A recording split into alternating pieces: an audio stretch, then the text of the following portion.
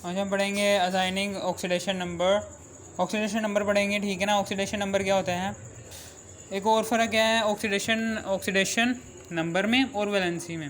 Oxidation number क्या होता है, ऑक्सीडेशन नंबर में जब हम किसी एलिमेंट की वैलेंसी लिखते हैं तो उसमें जो सा चार्ज होता है वो उस कांस्टेंट नंबर के पहले लिखते हैं ऑक्सीडेशन नंबर में, जबकि वैलेंसी में ऐसा नहीं होता।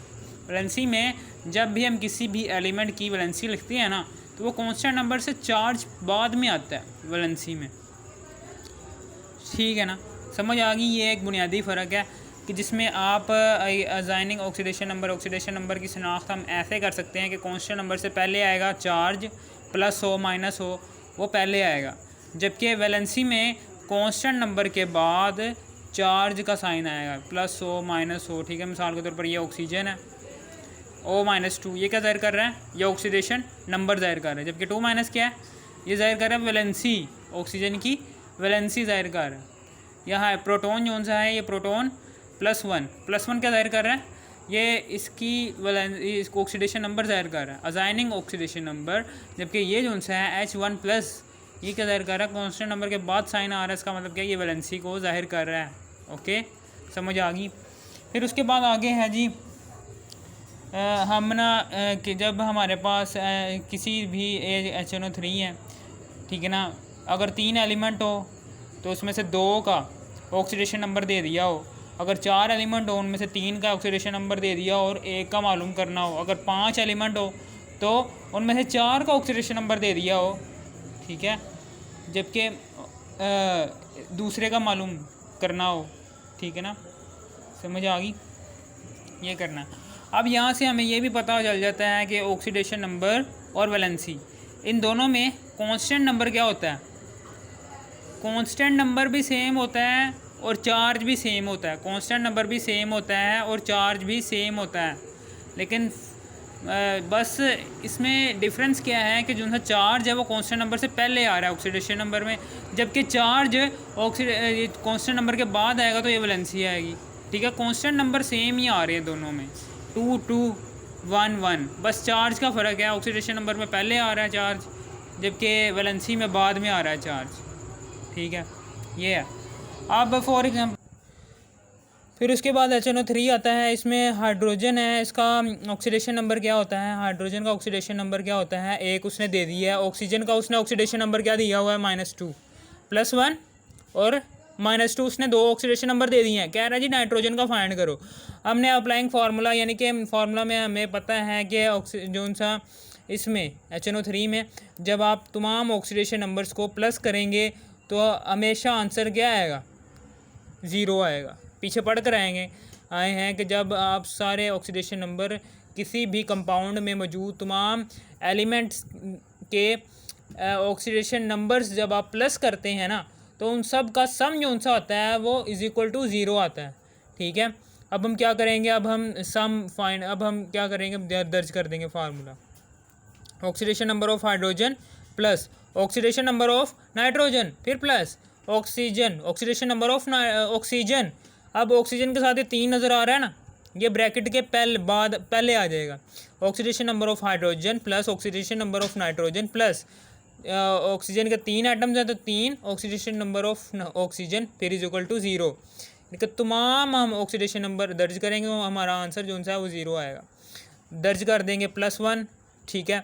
ऑक्सीडेशन नंबर ऑफ नाइट्रोजन क्या है हमने फाइंड करना है, ठीक है ना, फिर 3 है और ऑक्सीडेशन नंबर ऑफ ऑक्सीजन है जी -2 = 0। अब हम क्या करेंगे, 1 है फिर प्लस, फिर ऑक्सीडेशन नंबर ऑफ नाइट्रोजन, फिर जमा माइनस, 3 दूनी 6 = 0। अब 1 में से माइनस करेंगे 6, ठीक है ना, क्या आएगा, 1 में से माइनस करेंगे 6 तो 5 आएगा। बड़े साइन यहाँ पर कौन सा है, बड़ा कांस्टेंट नंबर कौन सा है, 1 या फिर 6 है बड़ा कांस्टेंट नंबर, तो बड़ा कांस्टेंट नंबर होगा उसका साइन क्या है, नेगेटिव। वो नेगेटिव साइन जो सा है वो 5 के साथ आ जाएगा, -5 बन जाएगा।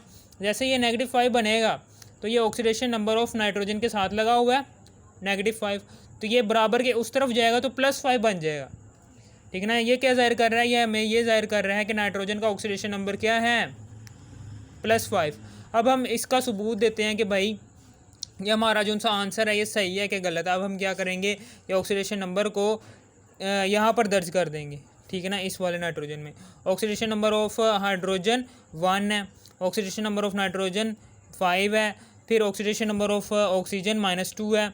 इसके कितने एटम्स हैं? 3 है। तो हम जब इस 5 6 आ जाएगा, फिर जमा माइनस माइनस 3 दूनी 6, -6 + 6 कैंसिल, तो 0 आंसर आ जाएगा। फिर अगला न्यूमेरिकल है, उसने कहा सल्फ्यूरिक एसिड में जो सा सल्फ़र है ना, इसका ऑक्सीडेशन नंबर फाइंड करो, जबकि हाइड्रोजन का है जी +1 ऑक्सीडेशन नंबर, जबकि ऑक्सीजन का है जी ये -2 ऑक्सीडेशन नंबर। यहाँ पर 1+ और 2- लिखा होता ना, तो ये वैलेंसी को ज़ाहिर करता, ना कि ऑक्सीडेशन नंबर को। यहाँ पर +1 लिखा हुआ है और -2 लिखा हुआ है, इसका मतलब क्या है कि ऑक्सीडेशन नंबर को ज़ाहिर कर रहा है। ठीक है, अब हम क्या करेंगे, ऑक्सीडेशन नंबर ऑफ हाइड्रोजन। सबसे पहले ऑक्सीडेशन नंबर ऑफ हाइड्रोजन, और हाइड्रोजन के कितने एटम्स हैं? 2 हैं, तो 2 इसके साथ मल्टीप्लाई कर देंगे इसे, फिर plus oxidation number of sulphur, sulphur के साथ कोई एटम नहीं लगा हुआ है इसलिए इसको अकेला ही लिखेंगे, फिर प्लस, फिर oxidation number of oxygen, bracket बंद करेंगे तो साथ 4 लिख देंगे क्योंकि ऑक्सीजन के 4 एटम्स हैं। ठीक है ना, ऑक्सीजन एलिमेंट के 4 एटम्स हैं। ठीक है ना, समझ आ गई आपको। फिर उसके बाद यहाँ पर हमने कीमतें दर्ज कर दी। ऑक्सीडेशन नंबर ऑफ हाइड्रोजन 1, ठीक है, ऑक्सीडेशन नंबर ऑफ ऑक्सीजन -2, ठीक है, दर्ज कर दी। अब फिर उसके बाद ऑक्सीडेशन नंबर ऑफ सल्फ़र हमने फाइंड करना है, तो 2 × 2 4 दूनी 6 जमा माइनस माइनस -6 आ जाएगा, तो ऑक्सीडेशन नंबर ऑफ सल्फ़र इधर ही रहेगा, जबकि 2 में से 6 गए 4 आ जाएगा। ठीक है, 2 में से 6 गए 4 आ जाएगा, तो 4 जो सा है यहाँ पर माइनस बड़ी लामत कौन सी है यहाँ पर? 6 की, तो 6 की बड़ी लामत है, तो इसका साइन आ जाएगा उसके साथ, -4 आ जाएगा।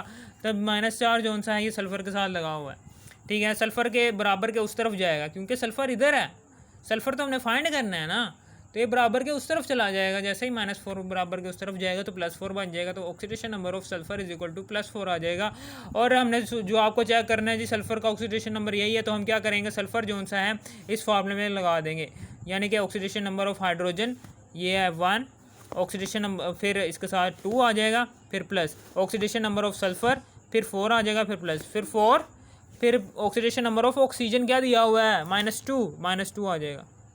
अब 4 दूनी 8, अब ये देखें 2 × 2 + 4 जमा माइनस 4 दूनी 8, ये 8 आना था, ठीक है, मैंने गलती से 6 लिख दिया, 8 आना था इधर, तो 4 5 6, सॉरी ये जो इनसे ऑक्सीजन है ना, ऑक्सीजन, ठीक है, ये गलती हो गई थी थोड़ी सी, ठीक है, मैंने वो करेक्ट कर दिया कि मैंने यहाँ पर 4 दूनी 6 लिख दिया, और 4 दूनी 8 आएगा। ठीक है, जमा माइनस, फिर उसके बाद 8 में से 2 गए, -6 आ जाएगा, तो -6 जो सा है उधर चला जाएगा, +6 बन जाएगा। अब +6 हमने यहाँ पर दर्ज कर दिया इस फार्मूले में, +6 ऑक्सीडेशन नंबर ऑफ हाइड्रोजन 1 2 आ जाएगा, फिर प्लस, फिर यहाँ पर ऑक्सीडेशन नंबर ऑफ ऑक्सीजन -2 और ये 4। अब हम क्या करेंगे, 2 × 2 फिर +6 फिर जमा माइनस 4 दूनी 8, 6 7 8 में से माइनस किया 8 तो 0 आ जाएगा। फिर oxidation number of chlorine in KClO3 कह रहा है, पोटाशियम क्लोराइड है, उसमें क्लोरीन का ऑक्सीडेशन नंबर बताएं, जबकि पोटाशियम का है +1, जबकि ऑक्सीजन का है -2 ऑक्सीडेशन नंबर। अब हम क्या करेंगे, फार्मूला दर्ज करेंगे कि तमाम ऑक्सीडेशन नंबर जो एक कंपाउंड के तमाम एलिमेंट्स के ऑक्सीडेशन नंबर का सम जो से है वो हमेशा =द 0 होता है। हमने प्रूफ भी कर दिया है ऊपर। ठीक है, ओके, समझ आ गई। हमने ये फार्मूला लगाया यहाँ पर, और पोटाशियम जो सा है इसका ऑक्सीडेशन नंबर है +1, फिर प्लस, फिर ऑक्सीडेशन नंबर ऑफ क्लोरीन हमने फाइंड करना है, फिर प्लस, फिर ऑक्सीडेशन नंबर ऑफ ऑक्सीजन है जी -2, जबकि इसके कितने एटम्स हैं? 3 हैं, तो 3 को ऑक्सीडेशन नंबर ऑफ ऑक्सीजन से मल्टीप्लाई कर देंगे = 0। अब हम क्या करेंगे, 1 plus oxidation number of chlorine हमने फाइंड करना, जमा माइनस 3 दूनी 6, 6 में से माइनस किया 6 में से माइनस किया 1 तो -5 आता है। ठीक है ना, 6 में से 1 किया माइनस तो -5 आता है।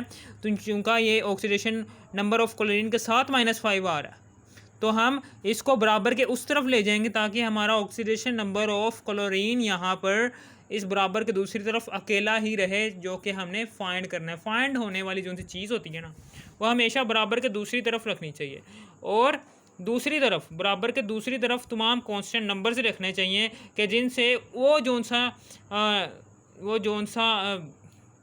सी गिवन चीज़ें यानी कि फाइंड करने वाली रिक्वायर्ड थिंग है वो हमें निकल आए।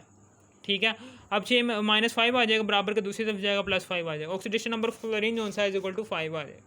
अब KClO3 जो सा हम प्रूव कर देते हैं कि भाई ये जो सा आंसर है हमारा सही है कि नहीं। हम क्या करेंगे, हम ऑक्सीडेशन नंबर ऑफ क्लोरीन जो सा है इधर हम दर्ज करेंगे +5, ऑक्सीडेशन नंबर ऑफ पोटाशियम +1, फिर 3, फिर ऑक्सीडेशन नंबर ऑफ ऑक्सीजन है जी -2।